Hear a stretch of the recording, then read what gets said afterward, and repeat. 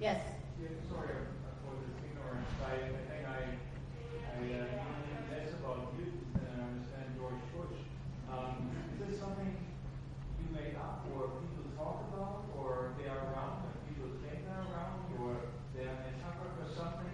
These things, what are they? How did you come up with them? What are they? Yeah. How did I come up with the idea of the mutants? Well, it's like I said, I was really inspired. I mean, I was just, this is the first film that I've made actually to reflect what's going on politically.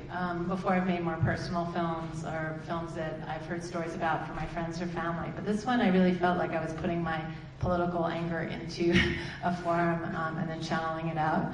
So really, I was just fed up. I mean, really what it was about tuna fish that did it, because I have a 3-year-old daughter and she can't eat tuna fish because there's too much mercury in the air. And for some reason, there's been many worse things that the administration has done, but that tipped me over the edge. Yes, sir. You tied in the multiple outcomes on the accident. And we also have mutants who are able to foresee and foretell. Is there any connection with the two in such a way that she, while writing, would be able to see her own multiple outcomes? How could she not know? Well, like I said, the mutants see the future. They're not superheroes. They see the future like we see memory. So some of them see certain futures and others see other parts and bits of it. During the course of the film, Ava and Marcus are kind of piecing it together. But that doesn't enable her to choose.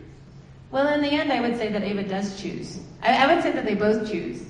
Marcus chooses not to live because he can't deal with it. He can't deal with feeling so much for her, the fears and the anxiety and all of that. And she protects Ray for the first time. She steps up. She's seen a lot of violence before and she doesn't act, and this is the first time she acts. And she makes a choice, and part of being a human is making the hard choices and stepping up. And I think that's a really important part of the film for me, is at what point is it important for us, is it critical for us to step up? How much do we allow to happen before we act? Yes? What are your science fiction authors? Your favorite authors? Well, I would say more than science fiction authors, I would cite Godard's Alphaville as being a major influence. And Godard made Alphaville in the 60s, just everyday Paris, and the lead character is driving around a 63 Mustang, but the voiceover says that it's a spacecraft, hurtling through space, and that kind of stuff. I love that. I just love that sense of play and imagination. Yes? I can't remember the name of the film right now, Stacey, but it's the one where the protagonist did not have any short-term memories. Memento. Memento, right. It just reminded me of that. Did that influence you? The gentleman's asking whether Memento influenced me. I really like Memento. It's quite good. I think it's just an interesting time in our country where things feel a little hovering towards I don't know what future. And maybe being a parent, I'm more concerned than before. So issues about the future have come up as being more essential than before. Yes? This is just because I don't think I understood it. The beach represented just people who did nothing, who just accepted it? Is that what? Well, the beach represented people who got over the time challenge, who were able, maybe because I surf, I know there's no way you can stand up and ride a wave unless you're thinking linearly. So just like, them having sex is difficult when they're time challenged, and driving across town is time challenging. Surfing would also be difficult to do. And they were people who had come to peace. The idea of the beach is that we are in this raw, gritty East Hollywood environment where everything's so harsh and they're living this erratic, chaotic existence. And they come to the beach and everyone's calm and natural and just being. Any other questions? Yes? How much of the editing process it's kind of maybe related to the film, how much of the editing process affected what you planned in reproduction? I think that it was interesting. Right. Well, I had a wonderful editor, Misha Livingston, who was here earlier in the festival, and he was cutting as we shot. So we could see some of the scenes, although we started with the commune, which is sort of backwards, but that's the way we decided to shoot.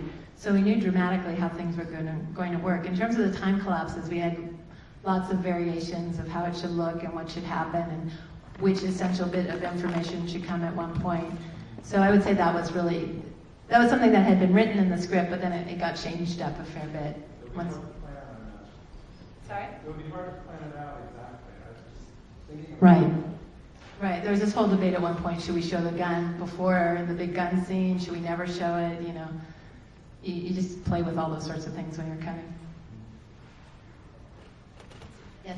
What was the significance of cutting to the baby? Was that just so that we as an audience were more clear that it had to do with cause and effect and, you know, learning the difference between right and wrong? And Yeah, I think you got it there. I mean, it's all about perspective and how do we gain perspective, and also just to create a real juxtaposition to their lives.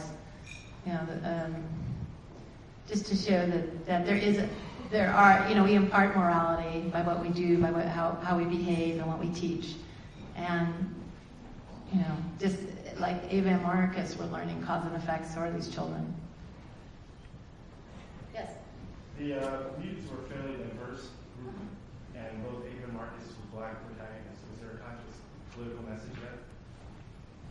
So the question is about casting, the diversity of the cast. Well, we were committed to having a diverse cast. In terms of the two lead actors, those were the best. They embodied the characters. Originally, I had Ava as a Latina and Marcus as African American, but Leslie Silva, who plays Ava, came in and she blew us all away. So there's no going back once we met her. She's a wonderful actress. And then Jason Olive, who played Marcus, came in and their chemistry was so strong we went for it. So there was no political message there, although I'm sure you could find a lot of things to write about. So we have time for one more question. Okay, I'm going to let this woman here in the back. Oh, I think we went to the organ donors the whole time. Organ donor bank. It was made, it was a real labor of love. It was shot in 15 days very quickly. We shot in late August and submitted to Sundance just as a healthy deadline, and we're amazed when we got in. So we've had some wonderful benefactors and executive producers come on board to help us through the post process. There was one more question. We can do that. Thank you. Thank you, everybody.